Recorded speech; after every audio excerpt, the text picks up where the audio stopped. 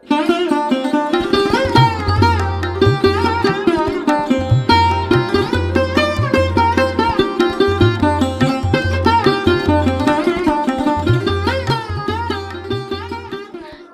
मंडळी, तुम्हा सर्वांचे मी जिज्ञासा या आपल्या YouTube चॅनलवरती खूप खूप स्वागत आहे। आज मी आली आहे जाळीच्या देवाला। सर्वज्ञ श्री चक्रधर स्वामी यांच्या पदस्पर्शांनी पावन झालेले हे ठिकाण आहे।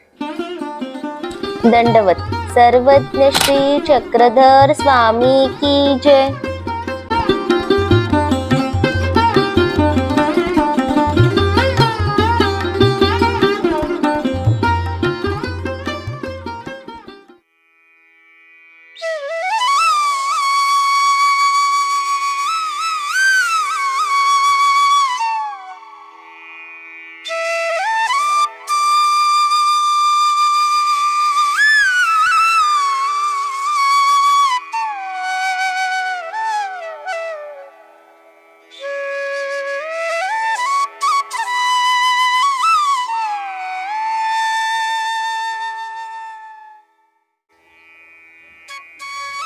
जाळीचा देव हे भोकरदन तालुक्यातील एक गाव आहे। महानुभाव पंथामधील भाविकांसाठी अत्यंत महत्त्वाचे धार्मिक ठिकाण आहे। या ठिकाणी श्री चक्रधर स्वामी यांचे काही काळ वास्तव्य होते।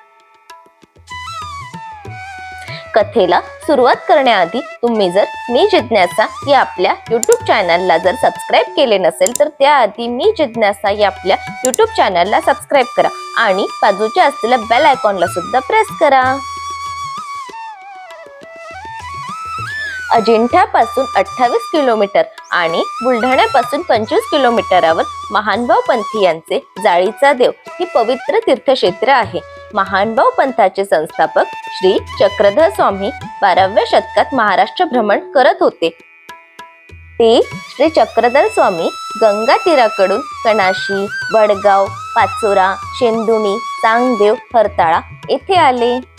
हरताळा येथून स्वामी साबळतबारा येथे आले। येथून वालसावंगी येथे जाताना या घनदाट अभयारण्यात करवंदीच्या जाळीच्या सावलीत विश्रांती घेण्यासाठी ते थांबले।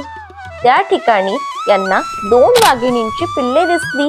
ते त्या पिल्लांना आपल्या मांडीवर घेऊन त्यांना प्रेमाने कुरवाळू लागले। तेवढ्यात वाघीण त्या ठिकाणी आली व गर्जना करू लागली।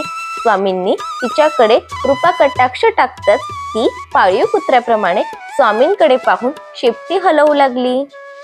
ही लीला वृक्षवेलींनी बहरलेल्या जाळीमध्ये स्वामी बसले असताना घडली, म्हणून या तीर्थक्षेत्राला जाळीचा देव हे नाव पडले।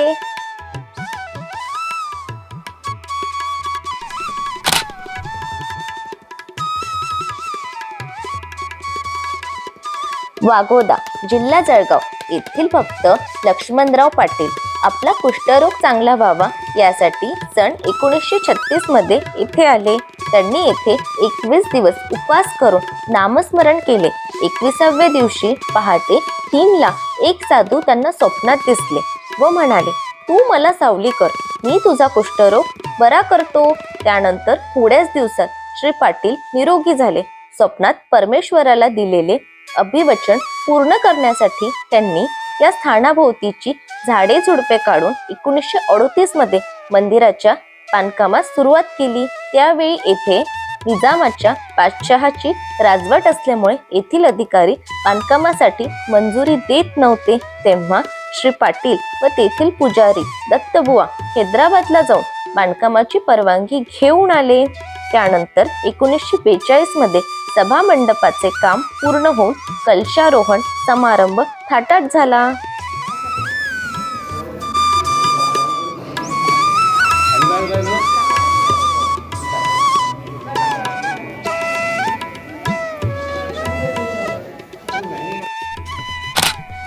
नारळासाठी गुराख्यांना स्थान दर्शन लाभ। सन 1920 ते 1925 या काळात येथे कुणीही राहत नव्हते। जाळींच्या वेलींखाली दगड मातीचा ओटा मात्र बांधलेला होता। या आठवणी आजही सावळदेवा गावचे वृद्ध गुराखी सांगतात की पौर्णिमेचा दिवस असला की येथील गुराखी या स्थानावर आवर्जून जात, कारण या स्थानावर तुरळक भक्तांनी अर्पण केलेले नारळ असत। साधारण 4 ते 5 नारळ मिळायचे। सर्व गुराखी एकत्र येऊन हे नारळ फोडून खात असे.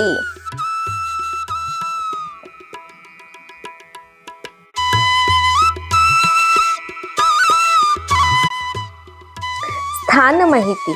आसनस्थान हे स्थान सह्याद्री पर्वतावर उत्तर सोंडेवर पूर्वाभिमुख मंदिर आहे.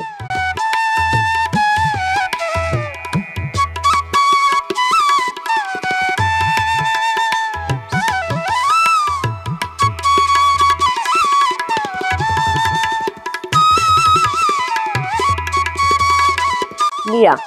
चक्रधर स्वामी आपल्या परिभ्रमण काळात फिरत असताना पूर्वार्धात सापळ तरवाराहून भला मोठा सह्याद्रीचा पहाड चढून आले. नंतर तिथे काही काळ विश्रांती घेऊन ते पुढे बालसामुंगीकडे गेले.